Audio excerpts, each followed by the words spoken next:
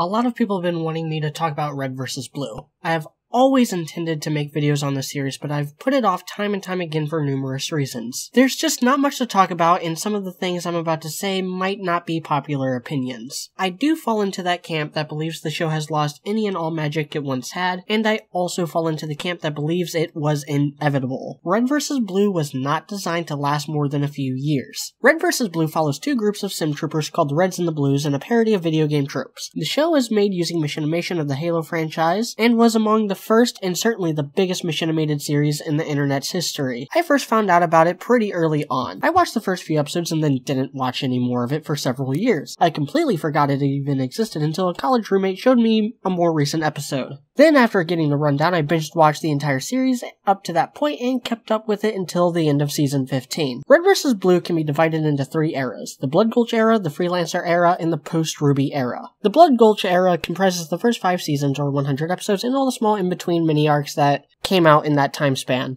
In these first 5 seasons, the Reds and Blues have numerous small conflicts, but they mostly just stand around and talk. The writing is what saves the series and sets it apart from other similar shows. The comedy is focused on one-note gag characters and trash talk. The way the comedy plays out is very typical of comedy in this era. Red vs. Blue would fit right in there with Aqua Teen Hunger Force and C-Lab 2021. The enjoyment comes from the absurd situations the characters find themselves in. For instance, what happens when a brain-dead moron and a jingoistic glory hound come across endlessly respawning zealots? The characters are pretty one-note, which fits well with this style of comedy, and only this style of comedy. Church, voiced by Bernie Burns, is an asshole. Everything about him begins and ends with him being an asshole. And Church gets off better than most because we actually find out why he's an asshole, which is more than I can say about some of the other characters. Caboose, played by Joel Heyman, changes the most throughout the first few seasons. He goes from a normal idiot to a complete brain-dead idiot on par with Billy from Billy and Mandy, in the span of about 3 seasons. Joel Heyman actually sells this transition as if it's part of his character arc. Caboose manages to become a fan-favorite character early on,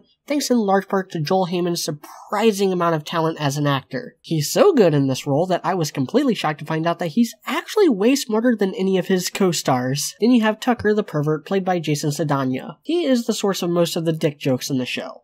That's all he really contributes until some of the later seasons try to develop him further. Rounding out the blue side is Tex, the girl. She's a badass bitch. That's her only joke. Which is fitting because she's voiced by Kathleen Zelch, who is, by all accounts, kind of a bitch. Going over the Reds, their leader is Sarge. He is every Alex Jones red pill boomstick southern badass trope rolled into one obnoxious caricature.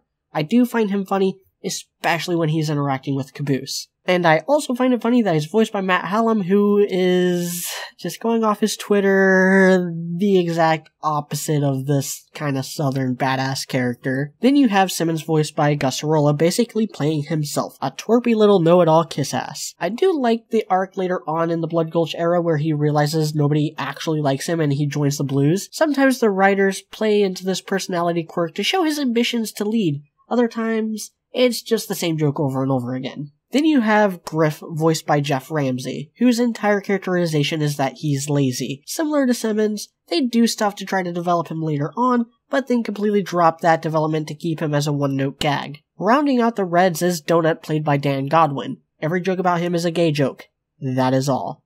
There are other characters that have smaller roles in the first 5 seasons, such as Doc the Pacifist, his evil alter ego O'Malley, the preppy assassin Wyoming, and the slick-talking command receptionist Vic. But none of them even hit the same levels of one-note caricatures that make up the main cast. The plot of the first 5 seasons is pointlessness. The conflict is pointless, they accomplish nothing, they find out later on their entire job is being punching bags for the freelancers. The only thing approaching a theme comes at the end of season 5 when Church spells it out. Don't hate someone for what they wear or what they look like, hate them because you know them and have to spend every day with them. This kind of cynical humor really gets to me. I know it sounds like I'm coming down hard on the show, but I actually really like it. It's perfect for what it is. It is a gag series. Gag series aren't meant to last.